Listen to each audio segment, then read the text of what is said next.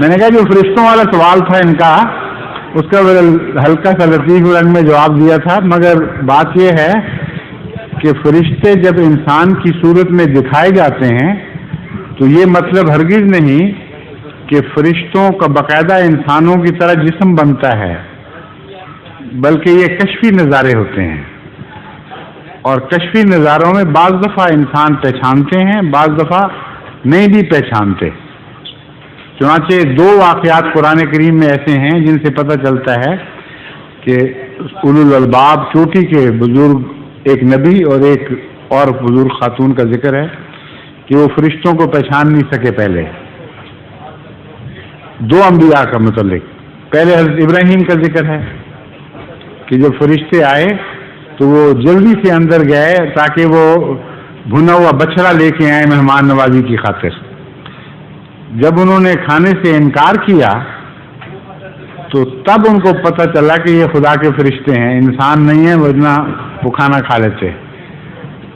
حضرت لوط نے بھی نہیں پہچانا شروع میں۔ حضرت مریم نے جب فرشتے نے پیغام دیا کہ تو خدا تجھے بچہ دے گا تو آپ نے بھی نہیں پہچانا کہ یہ فرشتہ ہے، بلکہ اس سے استغفار کی، توبہ کی۔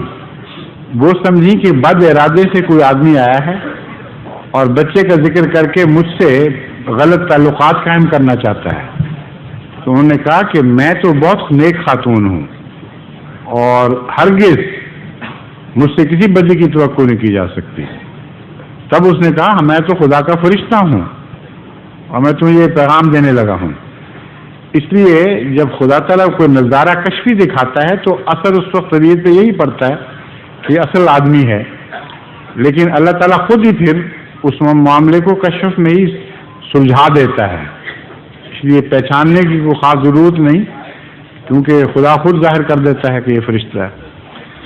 صحابہ کے زمانے، حضرت صلی اللہ علیہ وسلم کے زمانے میں ایک دفعہ ایک شخص آپ کی خدمت میں حاضر ہوا اور اس نے کچھ سوالات کیے، اور جب آپ جواب دیتے تھے تو وہ کہتا تھا ٹھیک ہے ٹھیک ہے، آپ نے سچ فرمایا۔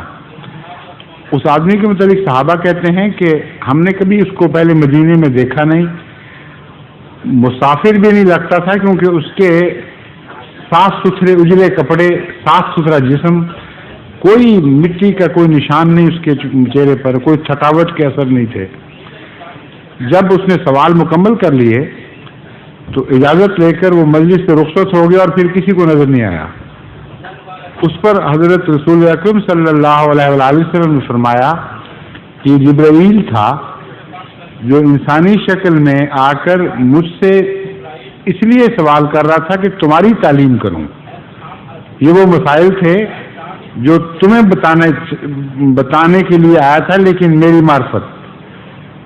تو اس لیے فرشتوں کا ہر شخص کا پہچاننا ضروری ہے ہی نہیں، مگر جن پر بھیجے جاتے ہیں اللہ تعالیٰ خود ان کو علم دے دیتا ہے، سمجھ گئے؟ اس لیے اگر آپ پر بھی کوئی فرشتہ نازل ہوا تو گھبرائے نہیں، اللہ تعالیٰ بتا دے گا انشاءاللہ، کوئی بعید نہیں، اللہ کی مرضی شان ہے، جس پر چاہے فرشتے اتارے۔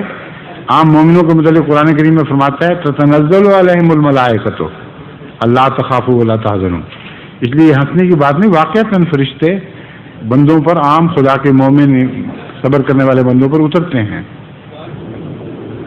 السلام علیکم ورحمۃ اللہ۔